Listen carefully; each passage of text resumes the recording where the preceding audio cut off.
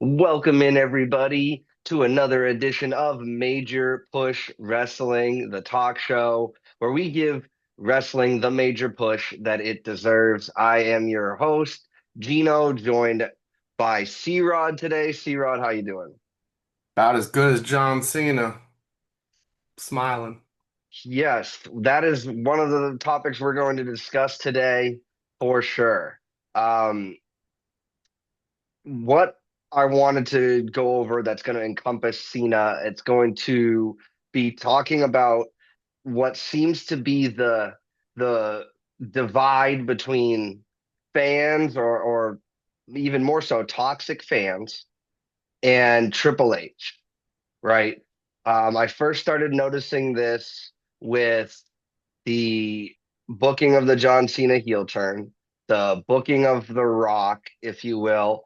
Um, the and now we've really got it on full force when these fans are chanting things like "We want truth," "We want Cross," to the point where Triple H said, "You want Brock, you have him," like literally mishearing what the fans wanted. But like that, and that's ammo for these fans and toxic fans to hate on Triple H, not on TKO. I'm not seeing a lot of hate towards TKO and towards Nick Khan or towards anybody who are true decision makers. Triple H is the head of creative, yes, but he still answers to people, whereas Vince did not. I feel like a certain segment of fans think that Triple H has all the power that Vince had, and that's just not the case. So we had Saturday night's main event. My man, John Cena, he didn't give up. He let go. He let go. He was finally able, like Iron Man, after he said, "I am Iron Man," and snapped his fingers, he could finally rest. I was live on Casa D18 Studios, and I was crying as it happened. I was shocked. I didn't like what I saw. Like, why would they have him do that? It was a little reluctant in nature, for sure. But that's what happens when somebody who never gives up is supposed to give up. The fans were chanting, "Don't give up." And Cena knew that they were all going to get upset. But this is what you do in wrestling. You put people over on the way out. Now, people are going to talk about, well, Ric Flair won his last match and Taker won his last match. Those last matches weren't actually their last matches. They were exhibition style. We're going to pay you a lot of money to come back and do this. In reality, Ric Flair lost his final match. Taker lost his final match. Shawn Michaels lost his final match. But you're going to see Sting is the only person who didn't lose his final match, but he was a tag team partner with somebody who he was putting over. So he did put somebody over on his way out in Darby Allin. And I know we're talking about AEW, but I really want to focus back in on the vitriolic hate that Triple H seems to be getting when the live fans don't get what they want. And then people are chanting, "We want Vince." Listen, all the respect in the world to the man who brought professional wrestling to the majority of the world and made it a national and international thing, for sure. But are we going to forget some of the outrageous things that Vince chose to do because he thought they were funny? We have dog food being poured on Roman Reigns, and I'm coming up with it on the top of my head. We have the fact that he would not let Cody finish his story. We have the fact that he didn't want women in the main event unless it was, Ronda Rousey, of course. We're going to talk about the things like back in the 90s when he was really cooking. He had Mae Young give birth to a hand in an interracial relationship with Mark Henry. He had his illegitimate son be Hornswoggle. He had the Hornswoggle be the anonymous Raw general manager. He had Jason Jordan be Kurt Angle's son because he knows that Kurt Angle likes black women. And again, there's nothing like wrong with that, but he thought it was funny. Instead, when it should have been Chad Gable, I mean, you can rewrite history, whatever, because Chad Gable's the Olympian, but Jason Jordan does kind of look like Kurt Angle, so whatever. And at least he's still with the company. He touted Drew McIntyre as the future, then fires him. He does things that I agreed with, but everybody was upset with. He let Jinder Mahal go over. He did all of these types of things. He didn't he didn't want Nexus to beat Cena, Edge, and Jericho, and then the Survivor Series style event that they had. So all of these things, like we could go on and on and on about the stuff that Vince McMahon did, but his philosophy was always to send the fans home happy. So usually there'd be a dark match afterwards or something to make them go home happy, and the fans he didn't do this post show interview stuff like, or else we would be hearing these negative things. So we've got toxic fans chanting, "We want Vince," chanting AEW at Triple H for what honestly, inarguably, was the correct call. A pass out, which would have been more in line with Cena's character, sure, but we're not here to protect Cena's character anymore. He's gone. I'm. I don't want to cry again. So, but Gunther is staying. Brock Lesnar is staying. These guys, Dominic is staying. The people that Cena's lost to, Cody is staying. These guys are people that are going to be better off for having beaten John Cena. And I honestly think he should have lost to Logan Paul personally, but I digress.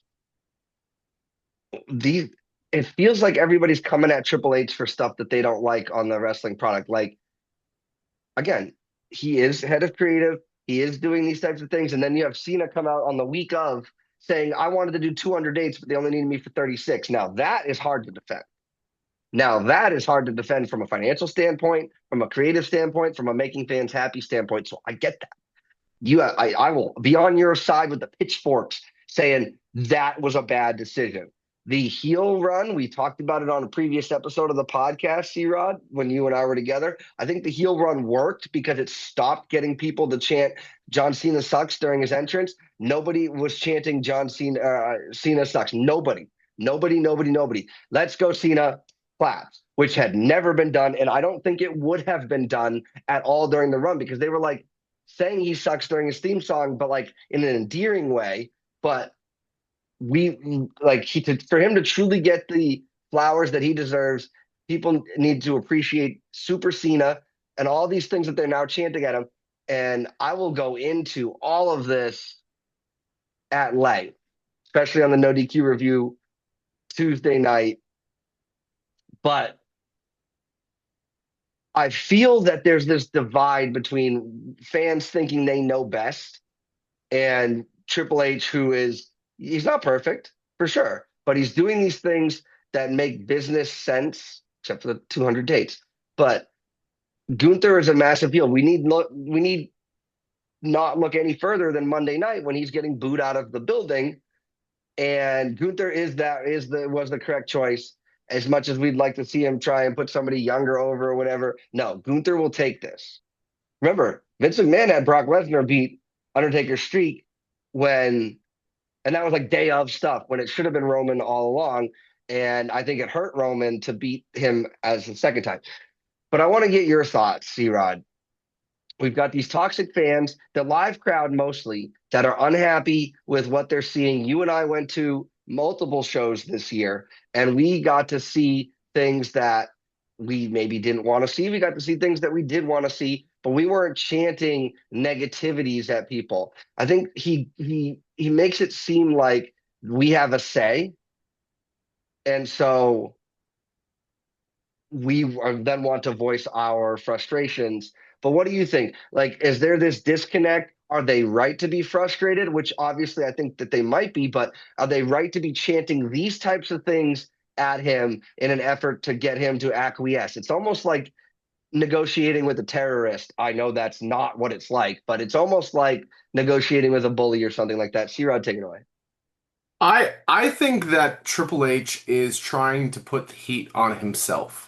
And what I mean by that is I feel like he's trying to be a Vince McMahon character, right? Because if you think about it, before Vince McMahon kind of put himself in the limelight way back in the day, you didn't really talk about the bookers. You didn't talk about the producers. You didn't talk about any of that. So if this was 1998, like the heat would be nuclear on Gunther. You know, they wouldn't even think about yelling anything at Triple H, but he did this to himself, and I think what's ruining, I don't want to say ruining wrestling, but ruining fans' expectations is unreal, and the post shows and the pre-shows, the post shows talking about, oh well, we booked this because of this and this, or 1 second people are supposed to be rivals, the next second they're on Instagram reel, jumping off a boat in Saudi Arabia or whatever it might be. So honestly, I think it's Triple H's fault, and it's the reason that all of this is happening. But by no means do I think he cares. Look at the smile that was on his face while he was hugging John. It's kind of what he wants, and while it is annoying because the IWC will never be content, like this world we live in is nonstop booking discourse. You will never make everybody happy. And I don't even think in today's world you're going to make 50% of the people happy. But like I said, when you have these post shows, when you have the Unreal, you're putting everybody behind the scenes, you're showing them how you're booking and what you're doing and what the business decisions are. I mean, Triple H is on after every PLE explaining why they did what they did and how they did what they did. It's on him. He seems like he's trying to be that heel, that Vince McMahon type of heel, and who knows?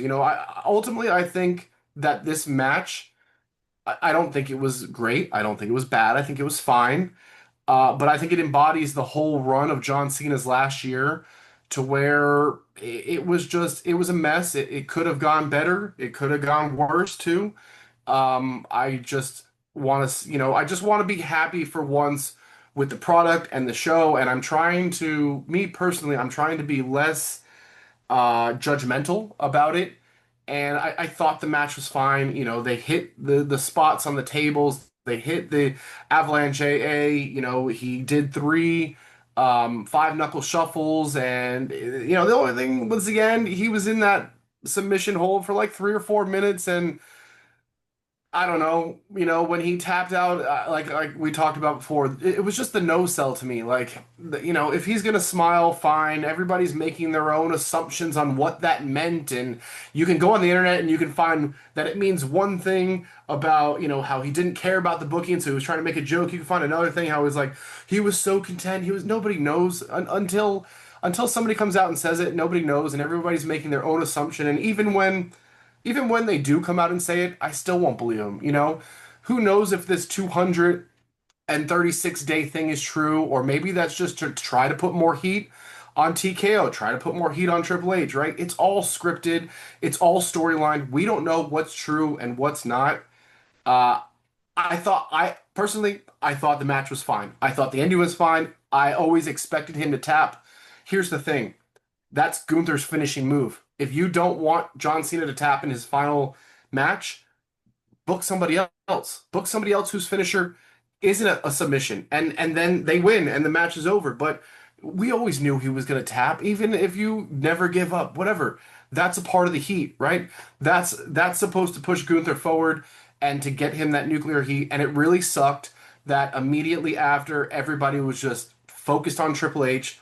But it was really great when Monday Night Raw came out and he couldn't get a word out. And I loved the beginning segment of Raw last night. Well said. Well said, C-Rod. He did get to play a heel authority figure in The Authority when things were going on with Daniel Bryan. And that was another issue that Vince had with his booking. Didn't want to put Daniel Bryan over until literally we had no choice. Like everybody, JR, everybody was tweeting and saying, like, if WrestleMania 30 doesn't end with Daniel Bryan in both titles, like, we're going to have an issue. Like, Batista, sorry, Batista. Like I love Batista, and I wish that he had the opportunity to get his flowers. But it comes down to the fans thinking they have more of a say than they do, and Triple H is making us feel this way. And regardless of the booking decisions and whatever, like it's in a vacuum. Was it what we wanted to see? Probably not. Is it the right call? Absolutely. And there's a reason why we are all armchair bookers, and he gets paid to do that, right? If we turned on Raw and it wasn't sold out and the people were quiet and they were chanting things like AEW and we want Vince, maybe. But they weren't, because once they heard Gunther's music, they knew their assignment. Yep. And again, being there live, it gives you a different feeling. right? You are there for Cena's last night, and the crowd wanted him to win. Everybody wanted him to win because that's feel good. But like, forgive me, all them SOBs were booing Cena out of the building for a decade Well, during the height of his power. this year, me personally too, I could say that people were booing him out of the building because it was fun. Like I went to WrestleMania wanting to see Cena, Saturday Night Main Event wanting to see Cena, but I screamed at the top of my lungs, Cena sucks. Well, WrestleMania, you could audit like from the television screen, it sounded like people were booing Cody and cheering Cena. Yeah. So there was that aspect of things. We got to we had heel Cena versus face Cena at our Saturday night's main event with Ron Cena versus John Cena. And Yeah. like the way they did Cena's entrance first and then they played his music again and then our truth came out, like that was very, very, very well done. And it got you to root against him. And we had the Cody returning and Logan Paul and all this stuff. But yeah, like, but there's a large majority of those people who were booing him when he was a good guy wanted to cheer him when he was a bad guy. And for me, I'd sing along to his entrance, but I'd say John Cena rocks because that's how you turn sucks into a good thing, right? New Day rocks, but now we know that they suck. So all of those types of things come into play. But at the end of the day, whether we like it or not, Triple H and The Rock have stated you shut up and you enjoy the ride we're taking you on, right? If you're watching a television show like Game of Thrones, you can have your opinions on it, but guess what? Nothing what you say is going to change in the season. It may be for next season, something will change and they'll whatever, like Stranger Things. I don't think they're going to kill off fan favorite characters anymore because of all the backlash they took last season. But at the end of the day, there's stuff has been written, stuff has been established. Yes, there are pivots for sure. And that's one of the things that I think that maybe isn't the best is when Triple H decides to pivot. But again, that precedent was set under Vince McMahon with the Daniel Bryan stuff. They Yeah. even booked a hijacking or occupying of Raw. Like, so it's one of those unique things where you can have your opinion, you can be frustrated, but when you're taking it over the line, like tweeting at Naomi, telling her that she's awful for getting pregnant. You're chanting AEW when I guarantee you don't watch AEW. When you're chanting we want Vince when you're having your blinders on about all the awful things that Vince brought to the industry and to the television product and a lot of great things. Again, more great than bad, but CM Punk wouldn't be here if Vince was still here. Period. Period. So and everybody cheers CM Punk. All these types of things. The things going on with LA Knight. Maybe we're not happy with that, but let's see what happens. Rumor is he re-signed his contract, and I talked about that last week. When these guys re-sign their contracts, it feels like they get shoved down to the bottom of the card, which is not really incentivizing people to want to continue to renew their contract, but they truly don't feel like, other than making more money elsewhere, that they have any real competition. Yeah, AEW might pay you more, not because they're making more enough to pay you, but because they have deep, deep, deep pockets. There's a difference. Yeah. At the end of the day, I think that people who chanted "We want Vince" and people who chanted uh, AEW and "You effed up," like they deserve a chair shot to the head because you're entitled to your opinion, but you're trying to voice your frustration in a way that is leaning into the negativity that people associate with being a wrestling fan. Like Yeah. laymen, like people who aren't fans of wrestling, they associate us with being like that. But at the same time, like I don't think the frustration is just about Cena, right? I think it's the whole year. It's inconsistent storytelling. It's the change with Netflix and the change with SmackDown, and these overhyped PLEs. It's the WrestlePalooza that was put out there. It's fans feeling disconnected from the product, and at the end of the day, like we've already talked about before, that comes down from TKO. And unfortunately, Triple H is the lightning rod that is going to get all of that.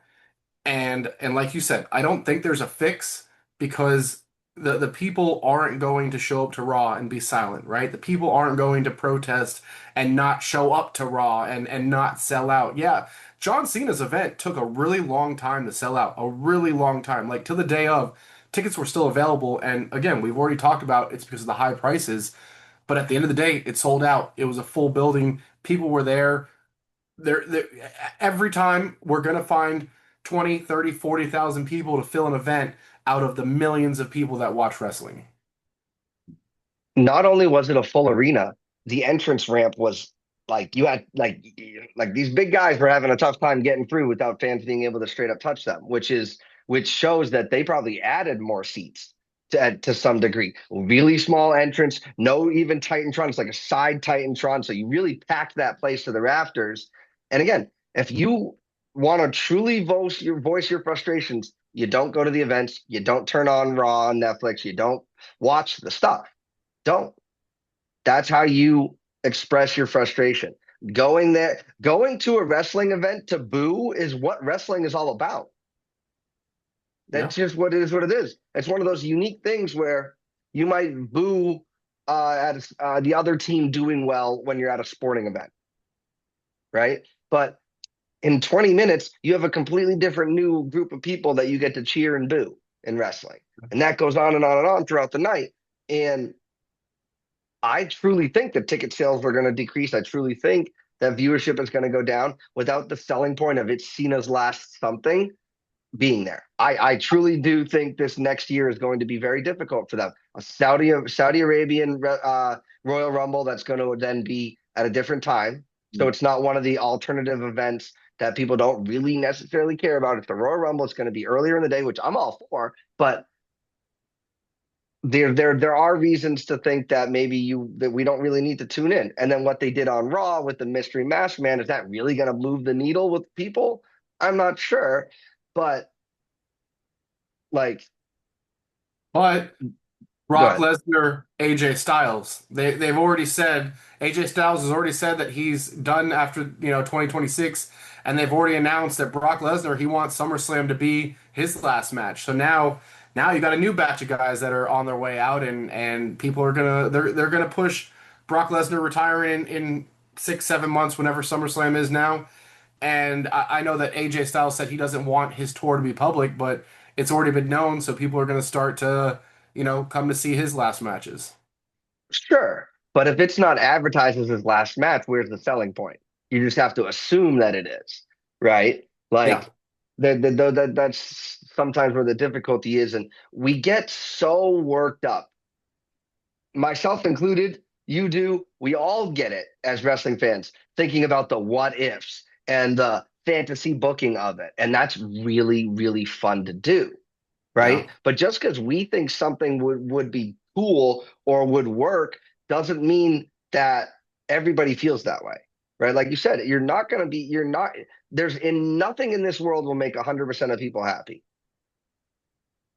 You, Nothing. you saw Cena's interview with Chris whatever his name is, Chris Van Fan Vliet, yeah, something. Yeah. CVV, yeah, goaded. Where he pressed him on the whole Rock thing, and Cena was just like, "We're not talking about what ifs. Like it doesn't matter." And I think that's kind of where that Cena's like trying to draw the line respectfully, where it's just like it doesn't matter. It doesn't matter what the fans want. Two, it doesn't matter what happens. Like if The Rock was going to be there and set things up, and then all of a sudden he backed out, it doesn't matter. And that's just John Cena to the core. He's going to show up and he's going to do what's best for business. And that's all he did this year. So it doesn't matter that TKO doesn't care about us and they don't care about what the fans say. And it doesn't matter what Triple H does for booking. Like these guys are going to show up and we're just going to have to be happy with the product. And we either A, enjoy it, or B, we don't. And we either watch or we don't. And we either spend our money and go or we don't. Like that's it. Hmm. Absolutely. And remember, Triple H was responsible for the booking of what you could argue was the best wrestling federation in the history of the world in the true black and gold NXT. So, like, we know he knows what he's doing, but he's got overlords now. And if you guys want to have problems with the booking and all of this stuff, take it up with TKO. take it up with TKO. Triple H, he's going to do what he thinks is right, and John Cena's not going to say no to anything. So if you tell him to do something, he will do it because he's that dude, and that's why he was able to be on top for so long because he very rarely went into business for himself. He even mentioned that he did when he did the AJ Styles announcement thing, and he felt really bad, and he went back and apologized, and that's just kind of how that works, right? And again, we go back to the what if scenarios. If we imagine what if, like, we're never going to be happy. Like, what did we get? We got Randy Orton in his hometown against John Cena for the championship. I mean, we knew Cena wasn't losing it, but boy, was that fun. And everybody was all mad. Well, he didn't do the fake referee. He didn't kick the referee, blah, blah, blah, blah, blah, blah, blah, blah. Like, no, but 17 security members came down and Randy Orton RKO'd damn near every one of them. And that was awesome. Yeah. We had the slithering up from behind him, all this stuff. We had CM Punk being forced to go to Saudi Arabia to make amends and then fight John Cena in what was a great match, but it doesn't get talked about enough because that Cena match at WrestleMania was, or at SummerSlam was so fantastic with Cody, Yep. right? Much better than WrestleMania. Yeah. Absolutely. But again, like I said from the very beginning, Cena wrestled poorly on purpose. And then it came out that he did that. And then they were told, okay, maybe wrestle a little bit more excitingly. And then he did that. But he was trying to ruin wrestling. He wasn't going to give people what they wanted as a heel because he has every right to be like, nah, you want me to make you happy doing this when I was not making you happy doing what when I was in my authentic self. And I called that from the very beginning. Just like I did when he did that sudden face turn, I was like, no, this is real. And then now that led to one of the biggest pops we've had when it's like the dark screen and then all of a sudden it goes bright colors and Yeah. everyone's like, yeah, we got good Yeah. Cena, yeah, yeah. Like Yeah. we got so much good here. We got that little kid in Brussels who in his Cena gear getting crapped on. We got Cena being able to voice his frustrations about having been in a toxic relationship, even though he was looking at me and saying, even my people who ride with me, I don't need you. I was like, I'm still riding with you. Doesn't matter. Like, whatever. But at the end of the day, these decisions and what I believe are the true pivot point, not pivoting, but the true monumental turn taking decisions I think are done by TKO. I think Yeah. that they're pressing that. And The Rock said he left because he wanted this heel turn and this year to be about Cena, not to be about The Rock and Cena. I think Travis Scott took a bump or two and realized it's not for him and then stopped showing up, which when you're a megastar in his own industry like he is, whatever, you can do what you want. Like Yep. they still use his theme song for Raw, so like, it's not like he's in bad graces with them or anything. It's just the stuff that we didn't get what we want. And Vince McMahon has even said it. They don't know what they want. We don't know what we want. And it's their responsibility to let us know. Again, there are TV shows, movies, decision making, storylines, booking, all this stuff throughout all levels of entertainment that we can love or love to hate, or hate to love. But at the end of the day, we can voice our frustrations in a respectful, assertive manner and not come across as being unappreciative. Thankfully, they didn't hijack Cena's like final video and say and continue to chant those. They only chanted it when Triple H was coming out, but it was the thank you, Cena, very loud. We appreciate you. He saluted us, and it was a pleasure serving us all these years, and it was an absolute pleasure watching him. I need to see more hate directed towards TKO, unless Triple H wants to be an on-screen heel authority character, which maybe we're leaning that way. He's done it before, did great at it, but at the end of the day, if you're not happy because you go to the live event and you paid all this money, like you're still part of Cena's final thing. So you know what you're getting into when you pay this money. You know they've set a history and a precedent with maybe not giving us everything that we want to keep us coming back for more, but that's storytelling. How many great shows end on cliffhangers to come back next week? Like that's what you do. They're Yeah. maybe not doing it the way that some people want, but again, it's the people who are attacking people online for personal life things. It's the people that are chanting AEW as if that's going to make Triple H do anything differently because he does not feel like that the booking in AEW, if WWE did that, they would actually start losing business. Period. Imagine having Roman Reigns, Cody Rhodes, Brock Lesnar, CM Punk, and these guys, and not using them when they're there. Looking at MJF, but I digress.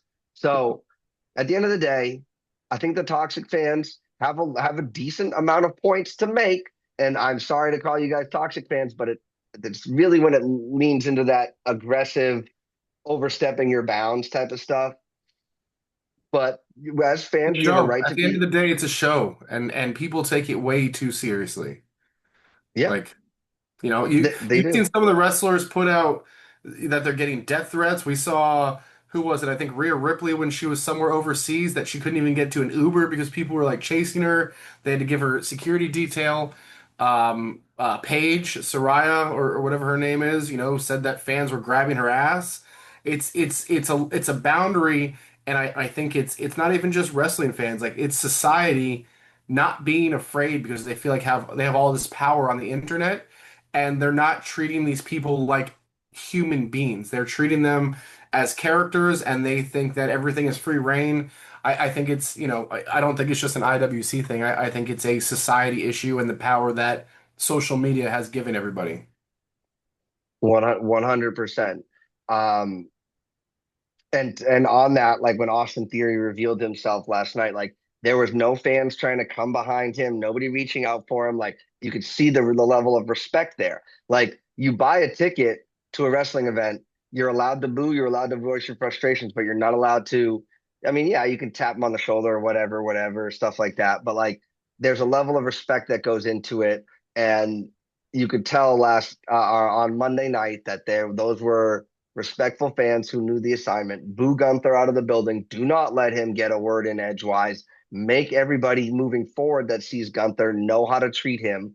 And yeah, like I like that he couldn't get to his bus without security. Not that people were threatening him. I don't want people threatening him and like trying to hurt him. But I do like that they were saying "F you, Gunther, you stink." Like I'm pissed at you. Like that's literally what a good heel is, and that proves why Gunther, not why not someone else.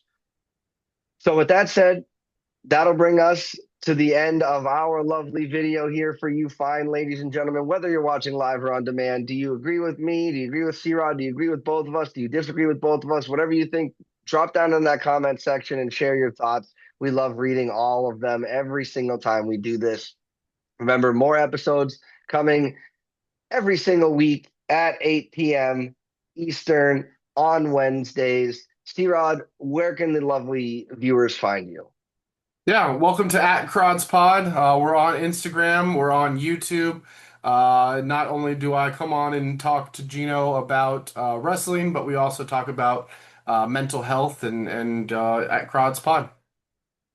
Awesome. Yeah, go guys, go check him out. Really appreciate it. Again, don't forget to give this video a like. It helps us with the algorithm. Leave those comments. And yeah, we look forward to continuing to bring this content to you guys. We're going to see if we can try to get it to be live into the new year. So we appreciate your patience with that. Yes, Sirad. One hot take. Obafemi should have beat John Cena.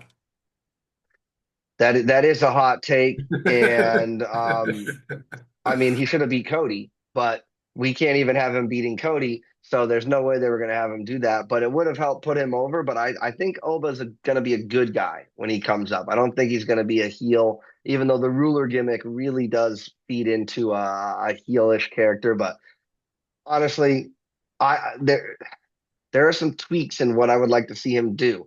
The crowd wants to chant "ooh" every time he's done talking. Like with The Rock and Stone Cold, and The Rock knew how to embrace the what chants. You talk in a certain cadence, and I feel like him and Jey Uso, when people want to say yeet after yeet, like they're not talking in a way to get the fans engaged with that, and that's a little frustrating. But Obafemi, I am all my chips in the table on Obafemi. He should be the one retiring Brock Lesnar. He should be the one in this championship hunt. He should definitely be in the Royal Rumble. But yeah, we will talk about all of that another time. Thank you so much to C-Rod. Again, thank you guys so much for watching. We appreciate all of you guys. And as always, we'll catch you on the next one. Bye bye.